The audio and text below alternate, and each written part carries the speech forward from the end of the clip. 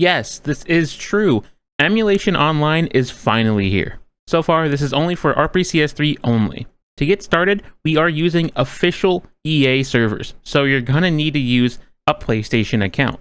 And if you don't have one, you can just make one. Then, sign up with that account to EA.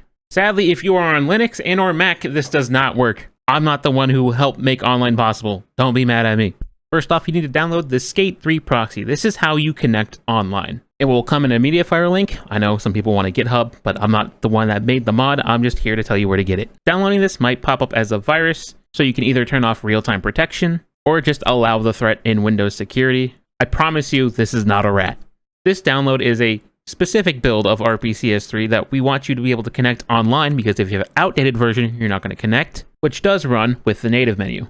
This also includes an eBoot, which is crucial to connect online. So just drag and drop all the folders into your RPCS3 folder.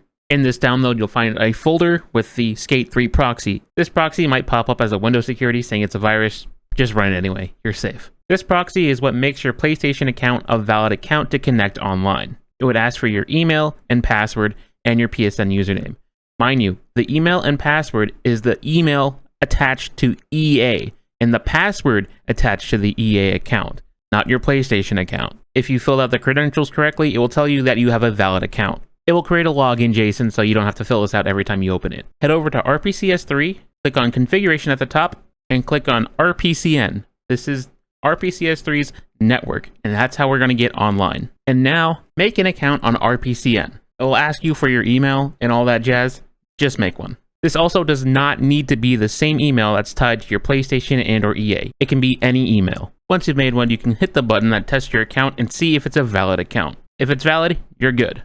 Okay, but you're not out of the woods yet. You have to right-click Skate3, change custom configuration, and then go to network. Now, you need to change the network status to connected. The DNS does not matter.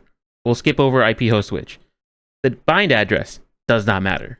This checkbox on the bottom that says enable UPnP, check that box. Go back up to the top right, PSN status, make that to RPCSN.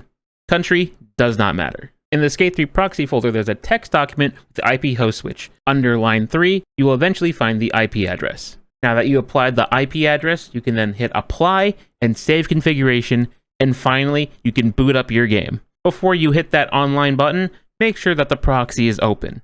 And if you have all your credentials correct, you should be able to log in and play online with your friends. So now the tutorial is over. You can click off the video, or you could stay and listen to what I have to say about what's possible with online matchmaking. First off, 6-man lobby, totally possible. Inviting your friends works. However, if you accept an invite, you might see a black screen, so you need to hit the home menu button again to get out of the black screen. Thirdly, because we're playing on official servers for PlayStation, you can actually navigate the community photos, watch community videos, and download the community parks. Yes, this all works. And you can add your photos, your replays, and your parks. Fourth on the list, teams. Yes, you can create a team, invite people to your team, and play team ranked lobbies. Fifth thing, this proxy, it will constantly be updated. Anything that will help with the quality of life of online features will constantly be built upon it. But don't worry, you don't have to go to any other link. The proxy you have now will auto-update. Just close out the program and reopen it. This also does mean that if you are on a different version of a proxy and not up to date, you won't be able to connect to others. So make sure it's always updated. Also in the description is a Discord link to the RPCS3 Skate3 online server that we have made for the community. If you want to join it, you can. And now the last thing I have to say. We are playing on official Skate3 servers. I said this in the very beginning of the video.